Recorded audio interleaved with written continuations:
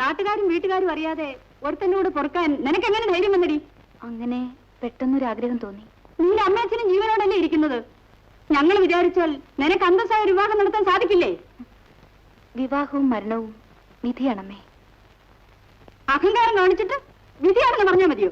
നിന്റെ അച്ഛന്റെ അഭിമാനമെങ്കിലും ഒന്ന് ഓർമ്മിച്ച് നോക്കിയോ? എനിക്ക് നല്ലതെന്ന് തോന്നിയത് ഞാൻ ചെയ്തു. അതിന് ഷഷ്ടിപൂർത്തി കഴിഞ്ഞ് കിഴവനെ കിട്ടിയോളൂ നിനക്ക്? വയസ്സനോ ചെറുപ്പക്കാരനോ, അദ്ദേഹം ഇപ്പോഴെന്റെ ഭർത്താവാണ്. അതമ്മ മറക്കരുത്.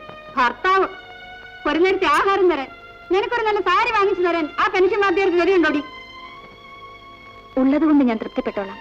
ഒരിക്കലും നിങ്ങളെ ബുദ്ധിമുട്ടിക്കാൻ വരികയില്ല. അയാൾ വാദ്യാരല്ലടി, മന്ത്രവാദിയോ?